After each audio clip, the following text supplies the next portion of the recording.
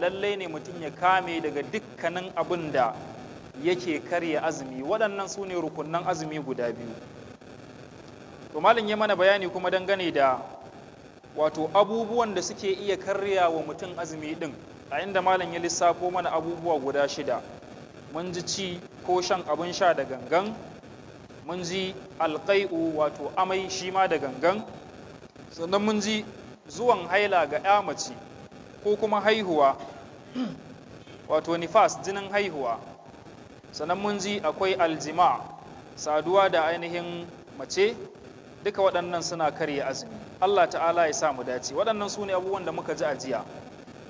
To a jiya akwai wani hadisi da manzon Allah ya bayani dangane da ranar Ashura, cewa wanda ya waye gari yana mai azumi ya cika azuminsa, wanda kuma bai waye gari yana azumi ba to ya ci gaba da cin abinci.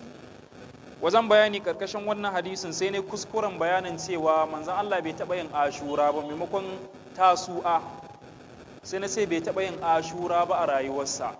Ina ganin kila kun tuna haka ko? To kuskure ne, Tasu'a ne manzon Allah bai yi ba. Ashura ya taɓa zama azumi na wajibi ma kafin a wajabta Ramadana. To kuskure ne na ce Ashura, Tasu'a ne manzon Allah bai taɓa yi ba. Ko mun gane da kyau? Wannan gyara ne akan wancan zamiyan da na samu a jiya insha Allah ta'ala. To a yau za mu tashi adabu siyami, haka ne? Adabu siyami ko? To, ladubba waɗanda ake so mai azumi ya kiyaye. Malam yace yustahabbu lis-sa'im an yura'iya fi siyamihi al-adabu taliya. Malam yace an so dukkanin mai azumi ya kiyaye fi siyamihi a cikin azuminsa, wato yayin da yake yin azumi, to an so ya kiyaye waɗannan ladubban masu zuwa. Na farko as-sahur, shine cin abincin sahur. Wannan ladabi ne, mustahabbi ne ko, sannan kuma sunna ce ta manzon Allah sallallahu alaihi wa sallama. Malam yace an samu hadisi an Anas anna Rasulullahi sallallahu alaihi wa alihi wa sallama qala, manzon Allah tsira da amincin Allah su ƙara tabbata gare shi ya ce, tasahharu fa inna fi suhuri baraka. Manzon Allah ya ce tasahharu, ya ku masu azumi ko kuma ya ku musulmi, ku rinka cin abincin sahur, fa inna fi suhuri baraka, domin Allah madaukakin sarki yana zuba albarka a cikin sahur. Ko mun gane da kyau? Wannan kaga umarni ne na manzon Allah sallallahu alaihi wa alihi wa sallama, amma malamai sun kalle shi a matsayin umarni ne na ainihin wato mustahabbanci. Shi yasa shi ma malam ya kawo shi karkashin wato abubuwan da suke mustahabbai ne, ana so mai azumi ya rinka aikata su. Idan mutum bai yi sahur ba to babu ko shakka ya yadda wani abin da wato mai albarka ne sosai a cikin azumi bai yi shi ba. To kaga kuma ba a son kai a matsayinka na mumini kuma wanda yake wannan ibada mai wahala ya zama ya rasa wani abu mai albarka ko mai gwabi a ƙarƙashinta. Ko mun gane da kyau? Don haka ba burgewa ba ne ka ce kai ba ka cin abincin sahur, kai kawai in kai buɗe baki in dai ka kai ga ka kwanta kawai shi kenan, ko kuma in za ka kwanta ne sai ka ci wani abu shi kenan kawai ba ka tashi sahur ba. Wannan kuma bai kamata ka rinka yin haka ba. Ko mun gane? Malam zai zo yi mana bayani dangane da wato wani hadisin da manzon Allah ya bayanin ko da ma hakan ne kai zai ansa sunan sahur insha Allah ta'ala. Malam ya ce, na'am, wa yatahaqqaqu as-suhur walau bi zar'ati ma'in li hadith Abdullah ibn Amr qala qala Rasulullah sallallahu alaihi wa alihi wa sallam tasahharu walau bi zar'ati ma'in. Kun ga hadisin.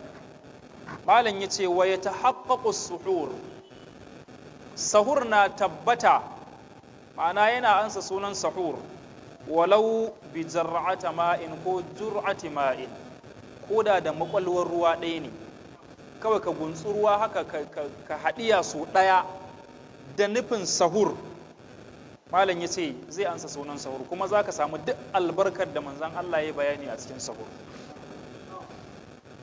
Li hadithi Abdullahi bin Amr, saboda hadisin da Abdullahi dan Amru ya ruwaito, ya ce qala Rasulullahi sallallahu alaihi wa alihi wa sallam, manzan Allah tsira da amincin Allah su ƙara tabbata gare shi ya ce, tasahharu, ku rinka cin abincin sahur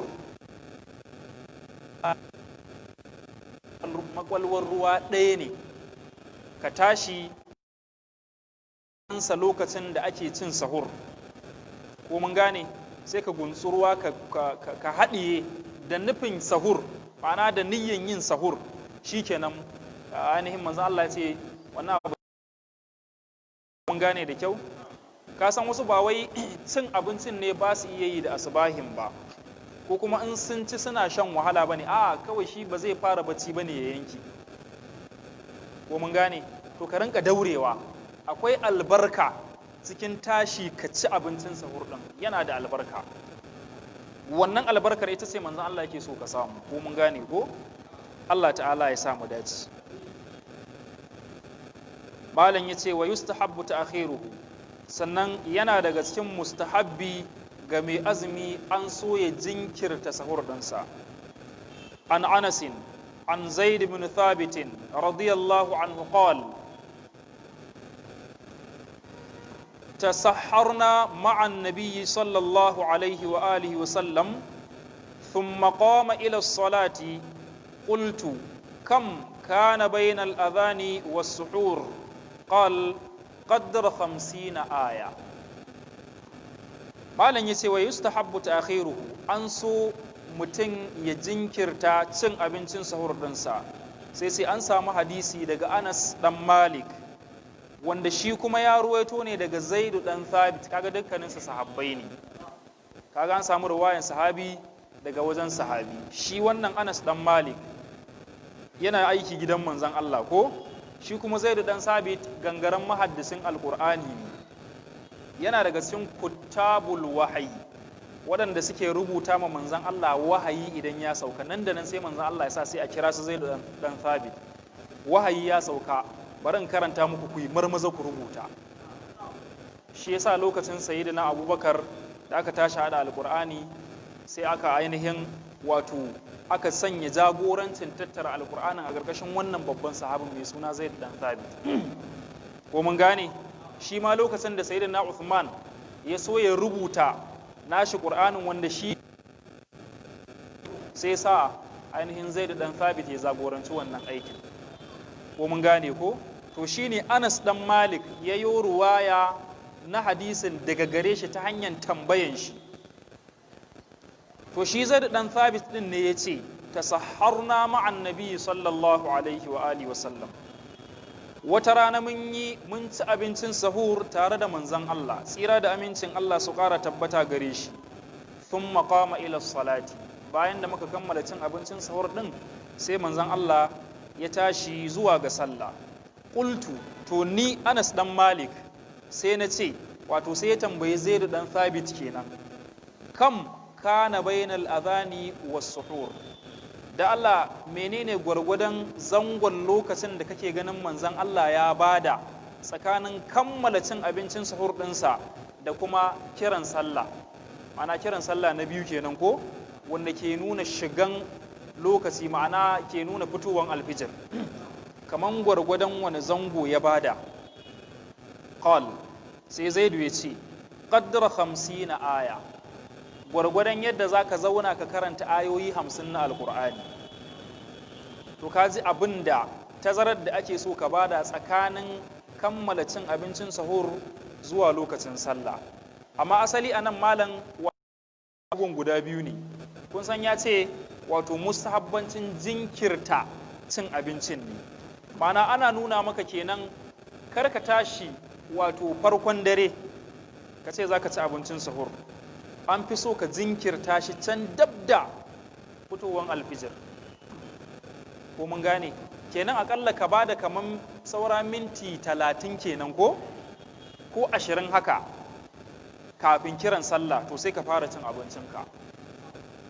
Yadda yana ganin dai duk yadda wato za ka yi jinkiri wajen cin abincin dai ba zai wuce minti 10 zuwa 15 ba, ko in yi yawa dai minti 20 a ce ka kammala cin abincin sahur, to minti 10 da ya rage ina ga ya isa ce dai mutum ya karanta aya 50, ko aya 50 wato ko da gajejjerun ayoyi ne duk za su iya shiga ƙarƙashin wannan, ba dole sai dogaye ba, ko da gajejjerun ayoyi waɗanda ba su wuce 50 ba sai ka misalta gwargwadon zangon mintunan da za ka iya ɗauka ko mutum ke iya ɗauka ya karatun a natse ba da sauri ko kuma da jinkiri da yawa kamar yadda ake karatun wannan ba tangimi ba, karatu dai wanda yake baina to sai ka misalta minti 5 ne minti 10 ne, amma yana ganin dai kamar dai a ce minti 10 ko yawwa, to kamar ka ce minti 10 tsakanin kammala abincin sahur ɗinka zuwa lokacin da za a ainihin kira sallah. Allah ta'ala ya samu dace. to sai malam ya ce wa idza sami'a al-adhana wa ta'amuhu aw sharabuhu fi yadihi falahu an ya'kula aw yashraba li hadith abi hurairah qala rasulullahi sallallahu alayhi wa alihi wa sallama idza sami'a ahadukum an-nidaa wal ina'u ala yadihi fala yad'hu hatta yaqdi hajatahu minhu. malam yace wa idza sami al-adhana, idan mai sahur wanda zai ci abincin sahur ko kuma mai cin abincin sahur yana cikin ci sai ya ji kiran sallah, wa ta'amuhu aw sharabuhu fi yadihi, ga abincin shi ko abin da yake sha a matsayin abincin sahur din gashi a hannun shi, ma'ana bai kammala ba, kawai sai ka ji ladan ya kwada kiran sallah. manzan Allah ya ce ai malam ya ce falahu an yi akula aw yashraba, yace ya samu ya iya ci gaba da cin abincin shi ko ya ci gaba da shan abin shan shi babu komai, ko mun gane. malam ya ce li hadisi abi hurairata, ya faɗi wannan maganan ne saboda ingantaccen hadisin da abu huraira ya rawaito, yace qala rasulullahi sallallahu alaihi wa alihi wa sallam, manzon Allah tsira da amincin Allah su ƙara tabbata gare shi ya ce idza sami'a ahadukumun nidaa, idan ɗayan ku ya ji kiran sallar mai kiran sallah, wal ina'u ala yadihi, abincin shi kwanan abincin shi yana hannun shi, fala ya da'ahu, to karka ce to shikenan duk da baka koshi ba baka kai iya inda kake so ka ci ba, karka ce zaka aji, ya ci gaba da ci, fala ya da'ahu, kar ya aji abincin hatta ya qadi hajatahu minhu, har sai ka kammala dukkanin bukatanka da wannan abincin, ko mun gane. ma'ana har sai ka kai ga inda kake ganin to ka koshi yanzu ya ishe ka, shikenan sai ka bar shi. wannan garanti ne manzon Allah ya baka, babu komi, azumin ka bai karye ba insha Allah, kar ka samu dar, ko mun gane. yawwa insha Allah babu damuwa. sai dai inda matsalar take, shin kai da ka tashi kenan baka kai ga fara cin abincin ba, kila baka ma dauko abincin ba sai ka ji kiran sallah, to ya zaka yi anan? zaka ce bari kai aiki da wannan hadisin? a gaskiya wannan hadisin ba zai shafe ka ba, kai kam sai dai kai salati shikenan, kuma ka kama bakinka ka yi dore kenan da malam Bahaushe ke cewa, saboda kai kam abincin bai riga ya shiga hannunka ba, ka dai tashi kana kokarin dai bari a san yadda za a yi, kawai sai ka ji kiran sallah, to gaskiya kayi latti ne kawai, don haka kai kam gaskiya sai dai ka yi ɗori, ko mun gane da kyau. yawwa ka riga ka shishirya ga abincin ka aje, za ka fara ci kenan sai ka ji kiran sallah, to gaskiya ina ganin za a dan baka uzuri, za a ce ka dan yi aiki da wannan hadisi ko mun gane da kyau. yawwa tunda ai kai ma wato a madadin kaman abincin ya riga ya shiga hannunka ne, ko ka riga gashi ka bude ka gama shiryawa, kila ka sa cokali kenan za ka fara, sai ka ji kiran sallah, to gaskiya ko da ‘yan lamomi kaɗan kakkai kawai sai a ci gaba da salati, a ci gaba da azumi ko mun gane. yawwa amma gaskiya baka kai ga ka fara ka riga ka shirya cin abincin ba, ka ji kiran sallah, to gaskiya kakkaci, wannan hadisin bai shafe ka ba, ko mun gane. yawwa Allah ta'ala ya samu dace. ka san akwai waɗanda sai ka ga wai aiki yake yi, ko kuma kawai shi kawai tun da ya ji wannan hadisin kawai ya samu daman da zai jinkirta sahur ɗin shi ko wani abu makamancin wannan, sai ya talaka kai ga abincin fa, amma ya talaka kai har sai ya ji an hura speaker za a kira sallah, sai kaga ya zabura da gudu. To gaskiya wannan ganganci ne, kar ya zama ka buɗe hadisin ya shiga har inda manzon Allah bai sa shi ba. Wannan ganganci ne gaskiya. Akwai wanda muka taba wannan abin da shi ne, yana zaune yana ta harkokin shi, ga abinci ya siyo shayi ya aje, sai da ladan ya daga mic zai fara kiran sallah, wai sai ya zabura ya je ya dauko wannan abu. Nace me zaka yi? Wai sahur zai ce. Nace wallahi idan ka ci zaka karya azumin ka.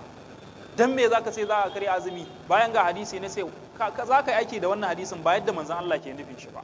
Kana zaune ba abin da kake, ba bacci ba komi ba, wai kawai aikin ka kake ci gaba da yi, sai yanzu da ka ji ladan ya dauki mic ya fara kiran sallah ka sai zaka ci abinci?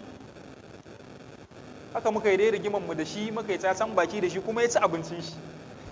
To gaskiya wannan ganganci ne tsakani da Allah, ganganci ne, zaka sanya ibadan ka cikin garari. Allah ta'ala ya sa mu dace. To wannan kenan. Malam yace mustahabbi na biyu ko ladabi na biyu da ake so mai azumi ya kiyaye shine alkaffu anil lagwi war rafathi wa nahwihima mimma yatanafa ma'a sawm. Alkaffu anil lagwi, lalle ana so mai azumi ya kame dangane da dukkanin wasu yasassun maganganun da suka shafi batsa ko suka shafi zage-zage ko cin mutuncin mutane ko makamancin waɗannan abubuwa. Duk maganan da za ta fito bakinka mara kyau, wacce wanda kake magana da shi zai ji zafi, zai ji ba daɗi, tana shiga cikin ƙarƙashin allagu. Ko mun gane da kyau? To ana so mai azumi ya kiyaye wannan. Warrafath, da maganganun da suka shafi batsa, maganganun da suka shafi batsa, to su ma ana son mai azumi ya kiyaye su. Wa nahwihima, da dukkanin maganganun da za su shafi kwatankwacin ire-iren waɗannan, mimma ya tanafa ma'a saumi, waɗanda ake so wato mai azumi ya kasance ya guje su, ya kiyaye su a lokacin da yake azuminsa. Malam yace ga hadisi akan haka. An Abi Hurairata anna Rasulullahi sallallahu alaihi wa alihi wa sallam qala: idza kana yawmu sawmi ahadikum fala yarfuth wala yaskhab ولا يزهل فإن شاتمه أحد أو قاتله فليقل إني صائم. Malam ya ce an samu wannan hadisi daga Abu Huraira ya ce lalle manzon Allah tsira da amincin Allah su ƙara tabbata gare shi ya ce, idza kana yawmu sawmi ahadikum, idan wani yini da ɗayanku ya kasance yana azumtansa, ya kasance a cikinsa yana azumi, fala yarfuth. Manzo Allah ya ce to karkarin ka ire-iren waɗannan maganganu, yasassun maganganu waɗanda suka shafi batsa, suka shafi magana na tada hankali ko makamancin waɗannan abubuwa. Wala yaskhab, karye maganganun da suka shafi cin mutuncin mutane ko zagin mutane ko makamantan waɗannan abubuwa. Wala yajhal, sannan kuma karye yi wa ainihin wani wauta, ayyuka irin na wauta. Ko mun gane, kana azumi, kila wanda kake magana da shi yana azumi, kawai sai ka cacime shi da dambe na wasa ko makamancin waɗannan abubuwa. To kaga waɗannan abubuwa duk abubuwa ne na wauta ko? To ire-iren waɗannan abubuwa manzo Allah ya ce a guje su. Fa in shatamahu ahadun, har ma manzo Allah ya ce kai al'amarin fa ya kai ga idan da wani zai zo ya zage ka, aw qatalahu, ko kuma ya neme ka da fada, falyaqul, to kai abin da ake so ka gaya mishi kawai inni sa'imun, a ni kam ina azumi. In ba kuma ta ba mun karanta wannan hadisin a can farko ko a wancan ruwayar ma ta nuna manzo Allah ya ce ka faɗi su biyu, inni sa'imun ko ni ina azumi, ni kam ina azumi, ba zan yi wannan wauta ko wannan jahilci da kake nema na da shi ba. Allah ya sa mu dace. Wa anhu qala rasulullah sallallahu alaihi wa alihi wa sallama man lam yada' qawla az-zur wal 'amala bihi falaysa lillahi hajatun fi an yada'a ta'amahu wa sharabu.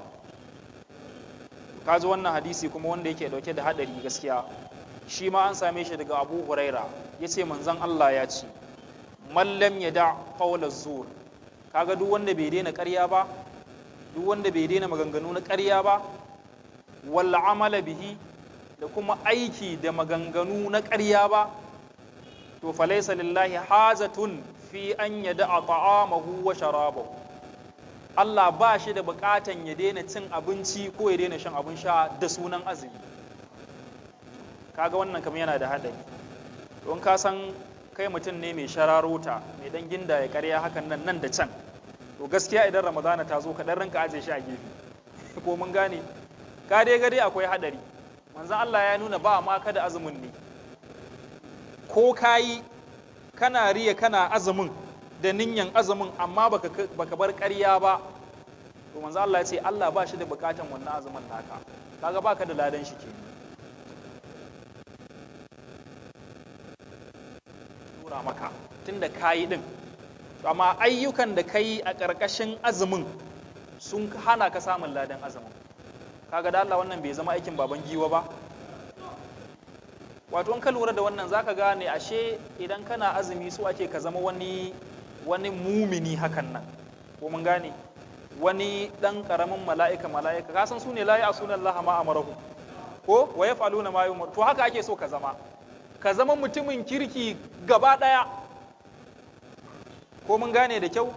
Kar ka cutar da wani, kar ka zagi wani, kar ka yi maganganun da suka shafi tada hankali ko tada hankalin wani, ko maganganun da suka shafi tada sha'awa, ballantana ka sa wani sha'awar shi ta tashi ko kai ma sha'awar ka ta tashi ko makamancin wannan, ballantana a kai ga aikata wani abin da yake ba shi kenan ba. To har kullun abin da ake so mai azumi ya kiyaye kenan, ka zama cikakken mumini ga Allah ta'ala, gaba ɗayan ka ya zama kai karan kanka ka so ka zama ibadan ma gaba ɗaya, ko mun gane da kyau. Yawwa, to wannan kenan. Kaga bangaren hadisin ya ce wanda bai bar ƙarya ba da kuma aiki da ƙarya ba, kaga sai ka rinka tantance abubuwan da za ka rinka ɗauka kenan, ko mun gane. Wannan ba kai ƙaryan ba, amma ka yi aiki da abin da yake shine ƙarya ne, nan ma manzon Allah ya nuna akwai hadarin azumin ka ba zai karɓu ba, ko mun gane. Kaga yana da kyau ka san ire-iren waɗanda za ka rinka zama da su kenan, musamman cikin azumi. In ka san kana da makaryata cikin waɗanda kake abota da su, to gaskiya ka dan ranka nesa da su a Ramadana, saboda kar su taba maka ibadarka, ko mun gane. In kai mai yawan mu'amala da Facebook ne ko WhatsApp da ake watsa ƙarya da sauransu, to sai ka rinka kokari kana tantancewa. Kar ya zama duk ƙaryar da aka watsa kai kawai shikenan sai ka ɗauka kai maka cika da cillawa, to anan kayi aiki da ƙarya kenan fa.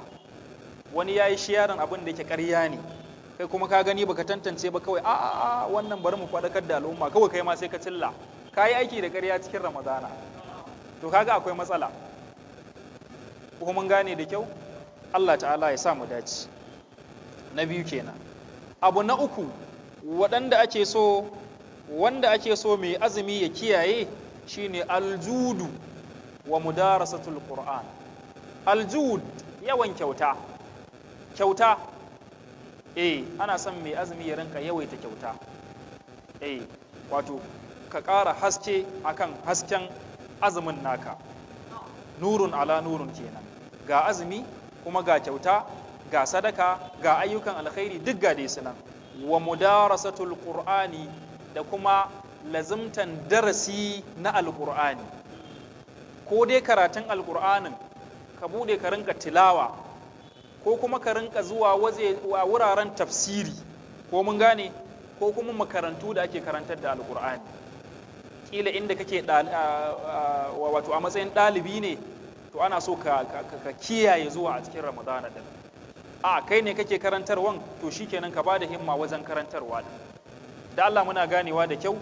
Duk wani darasi dai ko wata hidima da ta shafi hidima ga alkur'ani, to ana son mai azumi ya ainihin lazumce shi, ko mun gane da kyau.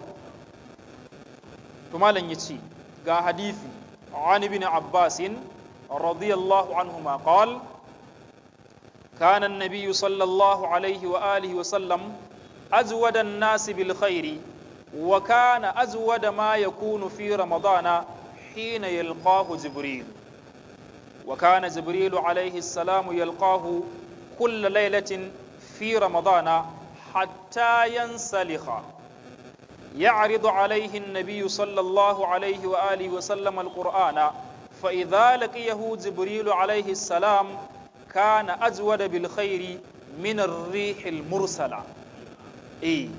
wannan hadisi an sa Abdullahi dan Abbas yace manzon Allah tsira da amincin Allah su ƙara tabbata gare shi ya kasance ajwadan nasa bil khair, ya fi dukkanin wanda ka sani mai kyauta. Manzon Allah ya fi kowa kyauta a duk duniyan nan. Manzon Allah ne yake kyautan da wato yake gigita mai kyau wanda aka yi ma kyautan gaba daya, ba ma shi fa hadari matsananci. To ana sanar da mu cewa akwai hadari. Ina ganin dole haka za mu dakata kenan saboda a sallami mutane kar su ainihin shiga wani yanayi. To za mu dakata a nan, idan Allah ta'ala ya kai mu gobe za mu zo. Gobe zai zama shine darasi na ƙarshe, shi yasa kuka ga ina taroshin saboda a samu a ɗanci da yawa. To amma kuma wa ma sha'una illa an yasha Allahu rabbul alamin. Dan haka za mu dakata a nan. Abinda muka karanta ina roƙon Allah ta'ala ya sanya mishi albarka ya kuma ba mu ikon aiki da shi. Subhanakallahumma wa bihamdik ashhadu an la ilaha illa ant astaghfiruka wa atubu ilaik. Assalamu alaikum.